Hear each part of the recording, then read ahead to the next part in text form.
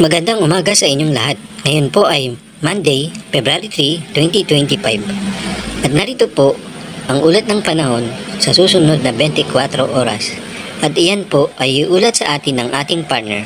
Pasok, partner! Sa kasalukuyan po ay wala tayong binabantayan na LPA o bagyo sa loob at labas ng ating Philippine Area of Responsibility, bagamat asahan pa rin po natin magpapatuloy yung epekto ng easterlies pati na rin po ng northeast monsoon sa iba't ibang bahagi po ng ating bansa.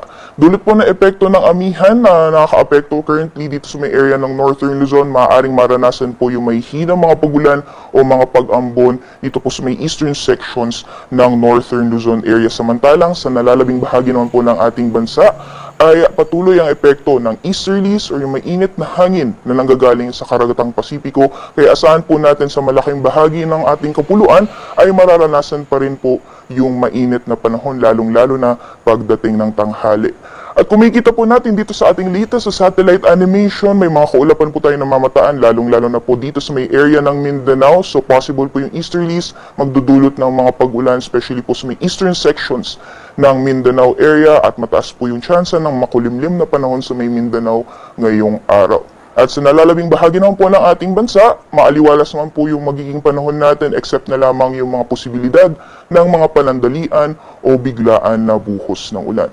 Sa mga susunod na araw, inaasahan po natin na magpapatuloy yung epekto ng northeast monsoon sa may bahagi ng Luzon. Possible na lumakas po yan sa mga susunod na araw. Meanwhile, possible sa darating na Wednesday or sa Miyerkules ay makakaranas po ng mga pag-ulan sa eastern sections ng Visayas at Mindanao, pati na po dito sa may Bicol region. So possible maranasan po ngayong Wednesday yung moderate to heavy na mga pag-ulan, kaya doble ingat po sa ating mga kabayan dyan po sa Kabikulan, sa Eastern Visayas, ganyan din sa eastern sections ng Mindanao area.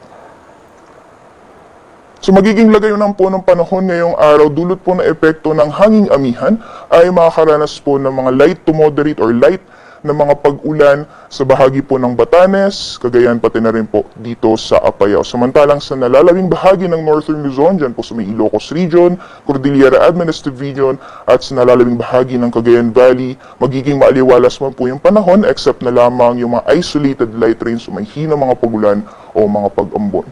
For the rest of Luzon, for Central Luzon, and for the rest of Luzon area, ay inaasahan po natin yung maaliwalas din po na panahon, magiging mainit, especially pagdating ng tanghali, at may mga posibilidad lamang po ng mga panandalian o mga biglaang thunderstorms, especially naman pagdating sa hapon o sa gabi.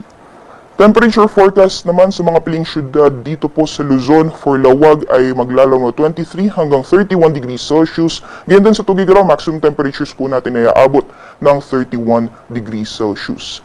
Agwat po ng temperatura sa Baguio ngayong araw, maglalaro na 16 hanggang 23 degrees Celsius, 23 to 33 degrees Celsius naman para dito sa Metro Manila, at 23 to 29 degrees Celsius dito po sa Tagaytay. Para sa Legazpi, agwat po ng temperatura ay maglalaro na 24 hanggang 31 degrees Celsius. So magiging lagay naman po ng panahon sa nalalabing bahagi po ng ating bansa dito po sa Palawan, Visayas, and Mindanao. Malaking bahagi po ng Palawan, Visayas at Mindanao ay makakaranas po ng maaliwalas na panahon except na lamang yung mga biglaan o mga panandaliang buhos ng ulan dulot po ng mga isolated na thunderstorms. Although dito po sa may eastern sections ng Mindanao, particularly sa may Caraga, maaring maranasan po yung mga kalat-kalat mga pagulan, pagkidlat at pagkulog dulot po na epekto ng easterlies, at magiging mataas lamang po yung posibilidad ng mga pag-ulan or makulimlim na panahon rather sa nalalabing bahagi ng Mindanao area ngayong araw. Para man po sa temperature forecast para sa mga piling syudad sa Palawan, Visayas at Mindanao, para po sa Puerto Princesa, gayon din sa Kalayaan Islands, maximum temperatures po natin naabot ng 32 degrees Celsius, gayon din sa Iloilo, pati na rin po sa Tacloban naabot din ng 32 degrees Celsius. For Metro Cebu, agwat ng temperatura maglalaro na 25 hanggang 30 degrees Celsius. For Zamboanga ay 24 to 33 degrees Celsius, 24 to 32 para sa Metro Davao, at 24 to 30 degrees Celsius naman para sa Cagayan de Oro. Sa kalagayan po ng ating karagatan, wala po tayong gale warning sa ngayon, ngunit iba yung pag-iingat pa rin sa mga plano pumalaot sa mga dagat baybayin ng Northern Luzon dahil inaasahan pa rin po natin yung katamtaman hanggang sa maalon na karagatan. At dahil inaasahan po natin sa mga susunod na araw na unti-unti pa rin lalakas yung epekto nitong hanging amihan, maaaring maranasan po yung maalon hanggang sa napakaalong karagatan sa iilang dagat baybayin ng Northern Luzon simula po yan bukas. Kaya doble ingat po sa ating mga kababayan, lalong-lalo na yung may mga maliit na sakyang pandagat para po sa mga plano pumalaot sa mga dagat baybayin ng Northern Luzon sa mga susunod na araw. Sunrise po natin ngayong umaga ay 6:24 a.m. at sunset naman ay 5:56 p.m. Hanggang dito na lamang po at naway nakatulong kami kahit sa maliit na bahagi ng aming kaalaman. Bye-bye and see you on my next weather update.